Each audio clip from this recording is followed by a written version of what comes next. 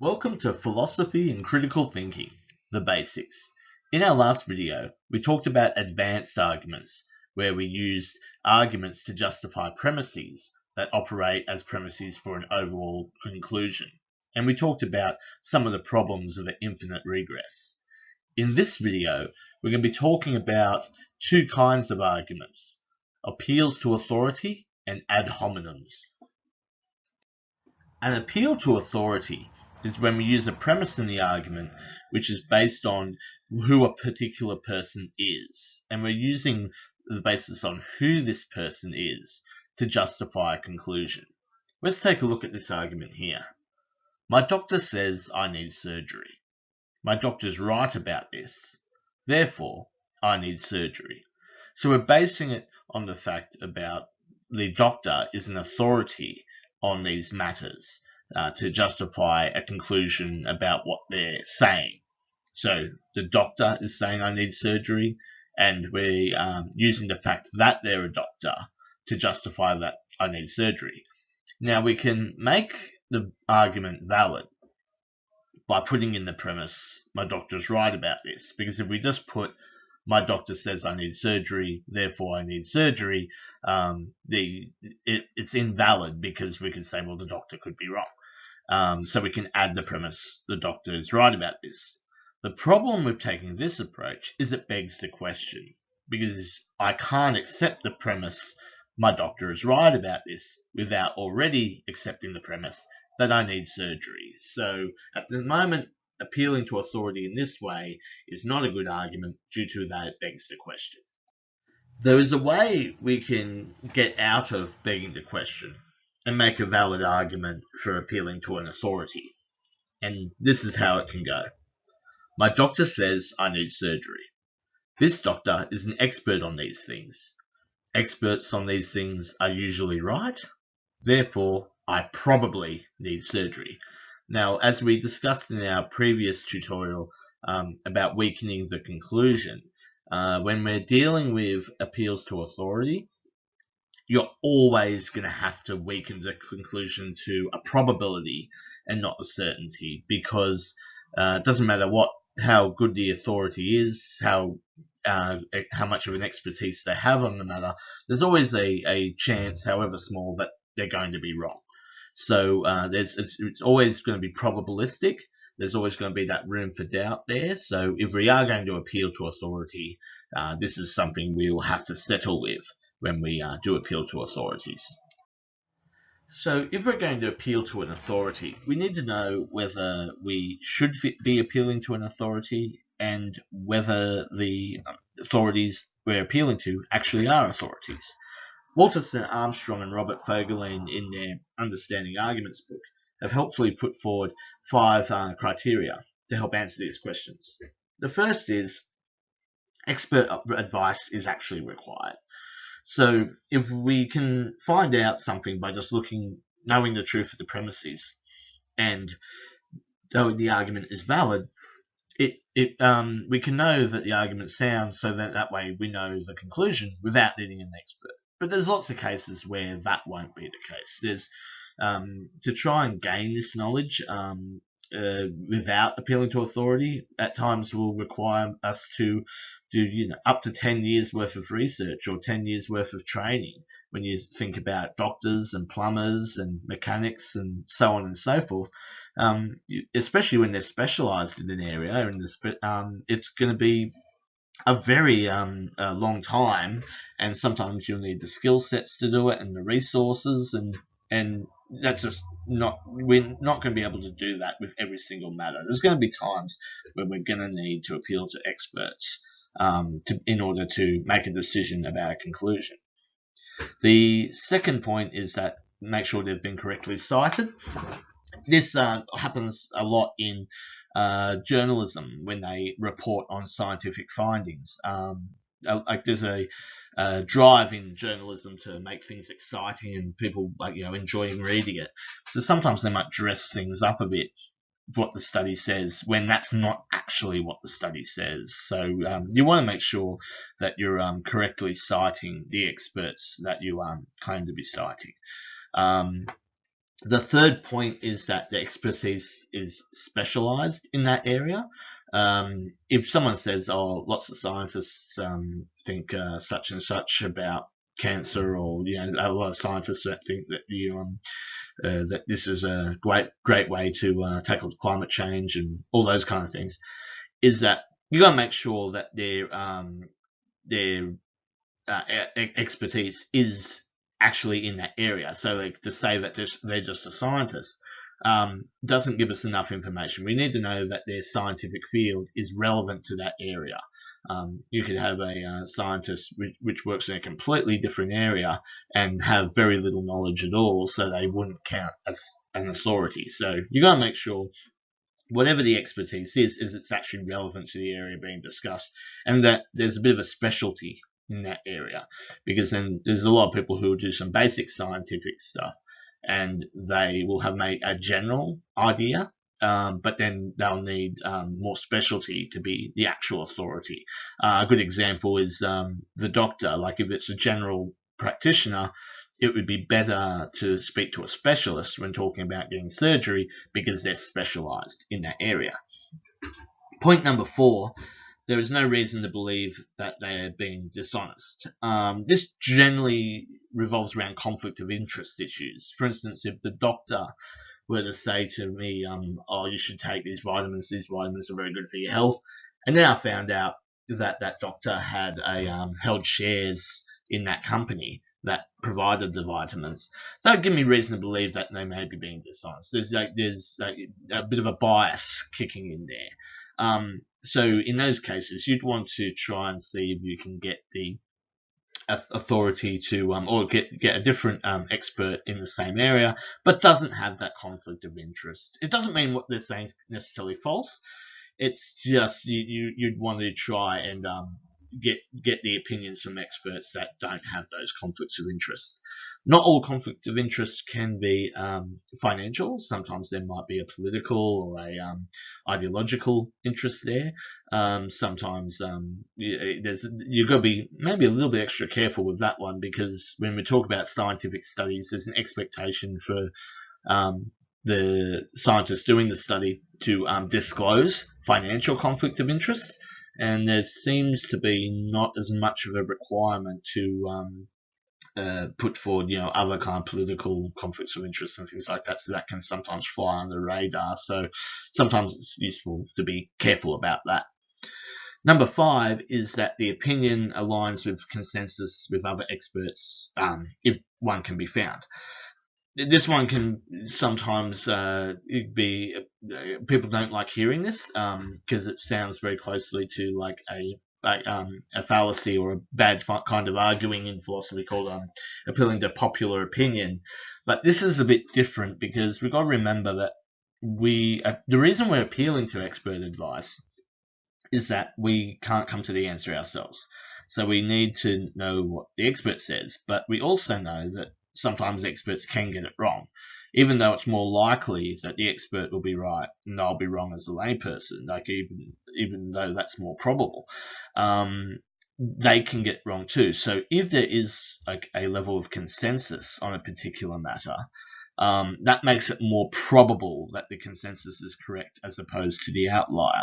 Now, it's not saying that the consensus is always right. It's just being that we're doing our appealing to authority. We want to try and make the most probable decision. We want to make sure which conclusion is the most probable, and with the opinion aligning with the consensus of experts is the more probable than going with the outliers. For instance, a good example of this is, imagine there is a mathematical problem, say in algebra, like a really hard mathematical problem which only experts in algebra would be able to answer. And say someone's pulled you along and said, "Well, we want you to answer this mathematical problem, but I tell you what, I'm gonna have 100 mathematicians, expert mathematicians in algebra, to help you out with this." So, like, they'll tell you the answer. They'll just tell you the answer, and then you can just write down which answer it is. And say the answer was 1, and could be 1 or the answer could be 2. Say of these 100 mathematicians, say 97 of them came back and said, Andrew, the answer's 1, and then 3 of them came back and said, Andrew, the answer's 2. Now, reminding yourself that you're not an expert in this area, you don't have the means to check whether the answer's the correct one, but you want to go with the most probable, and given that all these mathematicians are all experts and they're experts in that specialized area, the more probable answer will be that the answer is 1. It's possible that the 3 could be right and the other 97 could be wrong. It is possible, but it's not probable. And this is why, when we appeal to authority, we need to rely on probability. So when we appeal to authority, we're appealing to the fact about a person or something about who this person is to say that they're right about a particular conclusion. The opposite side of the coin of this is that we'll appeal to a person or something about this person to either say that what they're claiming is false, or that we shouldn't listen or we shouldn't believe what they're saying is true. This is called ad hominem, which is Latin for to the man. So so it's about talking about, you're appealing to something about the person or to the man here. This is typically taught as a fallacy. You'll see why when we look at this argument here. Number 1, my doctor says I need surgery. Premise 2, my doctor is very rude, therefore I don't need surgery. We can see immediately that that's a terrible argument because it's clearly invalid. It's just, that doctor being rude has absolutely nothing to do whether or not I need surgery. It's completely irrelevant. Even if we weaken the conclusion down to I don't need to listen to what my doctor says, it once again completely irrelevant. It doesn't even affect the probability of it being true or false. So this is appealing to the character, and very rarely I would find a case where appealing to someone's character would impact the truth or falseness or the probability of the conclusion being true. So this is pretty much universally treated as a bad argument to say, if someone gives you especially if someone gives you an argument, they're not appealing to their own authority. They actually give you an argument for something, and you reply back by pointing out something about their character. It's very it's invalid. It's a bad argument. There are different ways we could have an ad hominem. We just went over appealing to someone's character, saying that they're very nasty or very rude or so on and so forth. Another way can be appealing to hypocrisy, that someone's being hypocritical. A good example of this could be saying, my doctor says that smoking is bad for your health, but he smokes, so I shouldn't listen to him. The idea here is that just because someone's being hypocritical doesn't really tell us anything about the truth or falseness of the conclusion. You could that doesn't mean you should never point out that somebody's being hypocritical. You can kind of wave your finger at them and say you should know better, but it doesn't tell you anything about whether the conclusion is true or false. So you want to avoid appealing to someone being a hypocrite when you're trying to find out the truth or falseness of a conclusion, because even when someone's an authority, when you go back to the 5 criteria, if we got someone satisfying all of that criteria, even though they're being a hypocrite, it's still probable that what they'll be saying is correct rather than incorrect. The third one is association. So this is kind of it's a close cousin to the character. Is talking about what people you're associated with.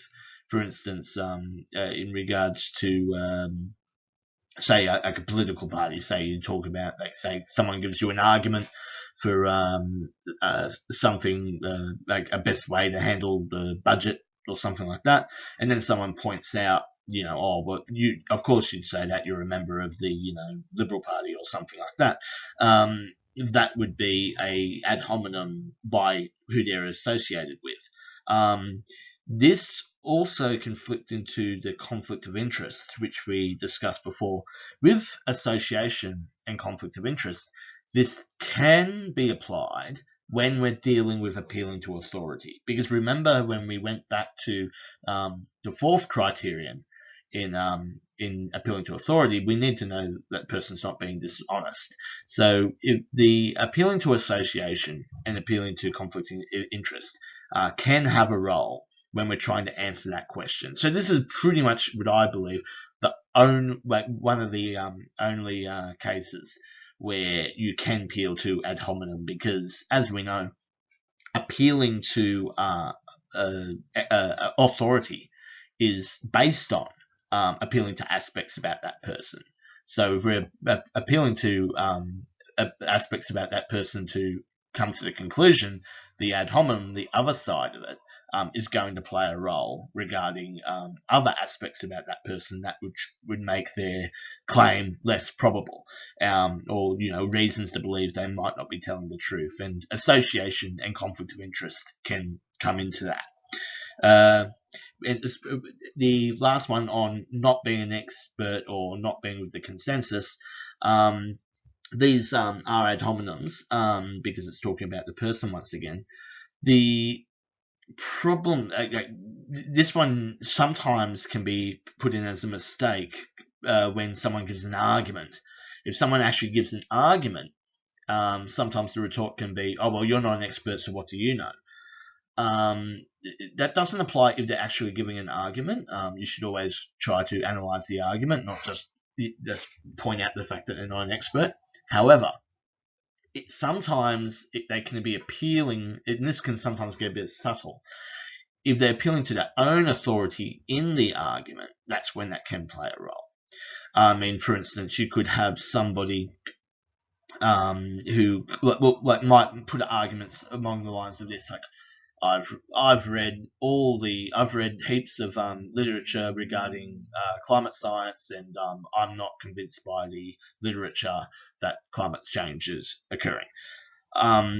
There's a subtle appeal to authority there, is to say, trust me, I've read up on this, I know what I'm talking about. That's when you can retort that you're not an expert. But then if someone gives a kind of like a different argument about something, and they be able to give premises that don't rely on their own authority, or don't appeal to other authority, then you're not entitled to just point out the fact that they're not an expert. And similar of consensus, the similar rules apply. So these, but you obviously can apply it when you are dealing with appeals to authority, because once again, we have to know they're an actual expert on the matter. So these are things to consider when we're dealing with ad hominems. If you want more information, you can go onto the website www.philosophycriticalthinking.com and try out a couple of test questions or have a read over in more detail. And you can also purchase the book Understanding Arguments by Walter Sinnott Armstrong and Robert Fogelin, which will be in the description. Our next video is going to be on arguments from analogy and thought experiments, which is a very large part of the philosopher's toolkit. So if you want to stay tuned for that video or other videos, please subscribe and click the bell. Thanks.